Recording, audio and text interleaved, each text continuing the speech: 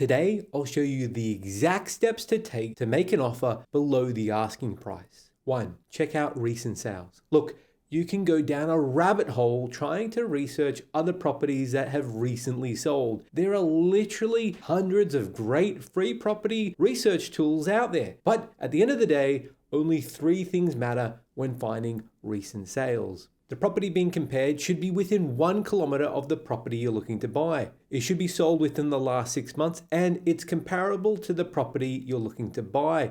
To check out recent sales, follow these steps. Step 1, go to either domain or realestate.com.au, enter the suburb you're looking to buy in, the property type, including the number of bedrooms, bathrooms, all that sort of stuff. Step 2, sort the newest to the oldest. This will help you find sales that have happened within the last 6 months.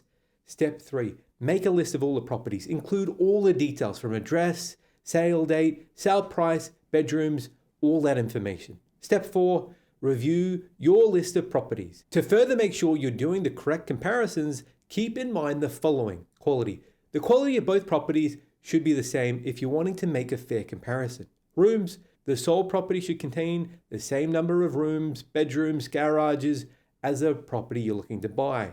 Land size. The same goes here. Location. Is the location of the property you're looking to buy the same distance from the amenities, shopping malls, transportation facilities? Look at these types of things and make sure you make a fair comparison. 2. Ask the agent lots of questions. Here's the deal. The real estate agent's top priority is to sell the home quickly. In other words, the agent doesn't get paid by the hour. So in their eyes, a quick sale is a good sale. Asking lots of questions can help you understand the seller's motivation and allow you to make your offer stand out if you're in a multiple offer situation. To get an understanding of the seller's motivation, ask these following questions. Why is a property for sale? Understanding why the property is for sale will help you work out how desperate the owner is to sell the home and how much you can offer. It will help you work out strategies to maximize your chances of your offer being accepted. How long has the property been on the market for? This is another critical question. If the property is listed for more than 6 or even 10 weeks, there's a good chance you can make a lowball offer. What was the original asking price? Figuring out how much the owners were originally asking for and what offers have already been made, this will help you work out a fair price when it comes to your offer. Are the owners willing to negotiate on the price? If the real estate agent says yes, then you'll be equipped to make an offer lower than the asking price. As a general rule of thumb, Australian properties tend to sell for about 10% less their asking price. What's the lowest price the owner is willing to accept? The real estate agent won't always give you a clear answer to this, but if they do, it'll help you figure out if you can really afford the property or not. 3. Gather intelligence. The more information you know about the property, the better your chances are of a successful transaction. Here are 4 critical pieces of information you should uncover. Property ownership. Knowing who owns a property can significantly influence your negotiating strategy. Interacting with homeowners differs from dealing with an investor. Ask the real estate agent about the current owners, their duration of ownership, and whether they've occupied the property or they've rented it out. Sales history. Understanding the property sales record can provide valuable insights.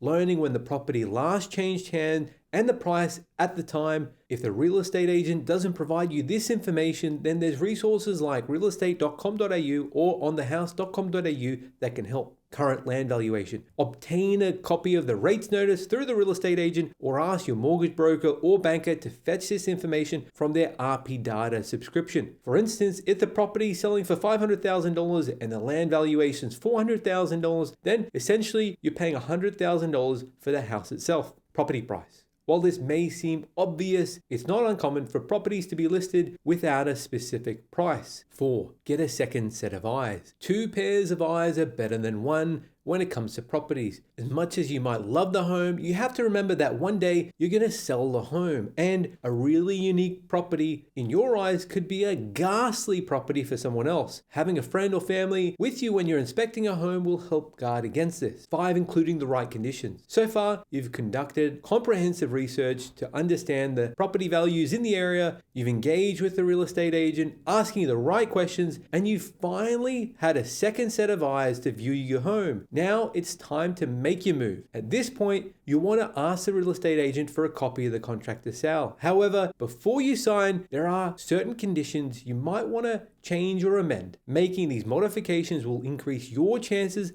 of having your offer accepted, even if it's below asking price. Settlement date. Understanding why the owners want to sell their home can be the key to tailoring your offer effectively. For instance, if the owner has already bought a home, they may appreciate a quick sale. And in this case, you could propose a shorter settlement date to expedite this process. However, if they're navigating, say, a divorce, they may need a longer time frame, and offering an extended settlement date could be more appealing. When negotiating, you generally have two main points of influence, either the terms of the agreement or the price. Since our goal is to get a better price, it's critical to concentrate on presenting the seller with the most appealing terms for them. This approach can encourage a seller to consider a lower price. It's important to remember that each seller's circumstances are unique, therefore applying a uniform approach to the settlement date might not be effective. Instead, let the owner's reasons for selling and their individual needs guide your strategy. Deposit. Raising your deposit can instill confidence in both the seller and real estate agents that your financial approval is more likely. It's an effective way to demonstrate your serious intentions and financial capabilities. And in scenarios where multiple offers are being considered, a substantial deposit can highlight the robustness of your offer. Taking an extra step, such as attaching a check with your offer, can further communicate your commitment and seriousness to the seller. In general, the maximum deposit you can put down in most states is 10%, but it's best to confirm this with your conveyancer, as can vary. Finance. Normally, home buyers set a period of 14 to 21 days to secure finance. However, if you want to enhance your attractiveness of your offer, consider reducing this to 7 days. If you have already a pre-approval and have a substantial deposit, more than 20%, you could even forego the finance clause entirely. Before taking this step, it's critical you discuss this strategy with your mortgage broker or banker to ensure it's a sound decision. And if you're looking for a great mortgage broker, here at Hunter Galloway, we can help. We operate across Australia and provide our service without any fees. So get in touch with us and visit us online at huntergalloway.com.au or call us directly on 1300 088 065. Building and pest. Like finance, the building and pest clause can play a critical role in the outcome of your contract. Ideally, you should have a building and pest inspection completed before making an offer on the property, allowing you to eliminate this clause entirely.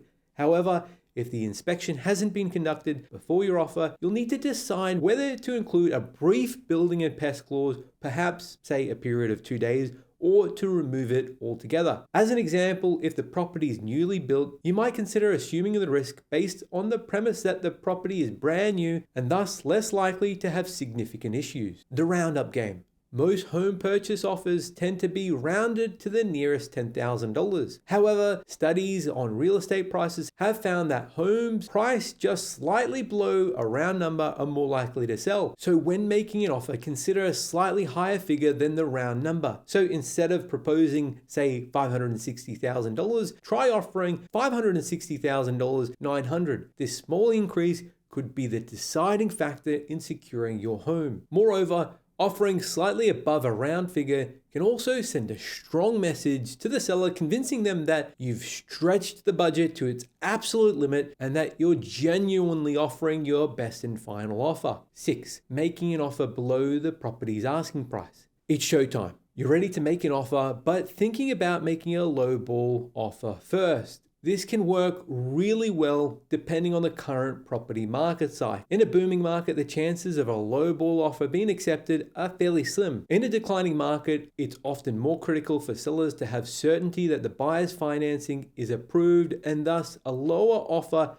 accompanied by solid terms can be more attractive than, say, a higher offer with flimsy terms. What's considered a lowball offer? A lowball often refers to an offer that's significantly lower than the seller's asking price. Generally, an offer could be considered a lowball if it's more than 10% less than the asking price. Your offer should be a result of your diligent research. If you feel that the seller's asking for an amount that exceeds the property's worth, you might consider submitting a lower offer to gauge their flexibility. The question then arises, how low is too low? On average, the vendor discount That's the difference between the original asking price and the final sale price, varies from suburb to suburb, but typically ranges from 5 to 10%. Therefore, proposing an offer between 5 to 10% below the asking is generally acceptable. However, in slower markets or for less desirable properties, discounts of up to 25% have been observed. 7. Put your offer in writing. Putting your offer in writing is a critical step in the buying process. It ensures that your proposal will be taken seriously. Unlike verbal offers, which are often overlooked, written offers must be presented to the owner. Documenting your offer also provides a record and the specifics of your proposal. This can be extremely useful for future reference in the event, say, a legal dispute arises. By putting your offer in writing, you're signaling to both the owner and real estate agent that you're serious. It's essential to seek professional advice before you enter into a contract to sell. Consult either a conveyancer or solicitor, as well as your broker or banker. Their expertise will help you ensure that your goals for the property purchase are achievable, and they can guide you through the complexities of the contract and financial matters, helping you make an informed decision.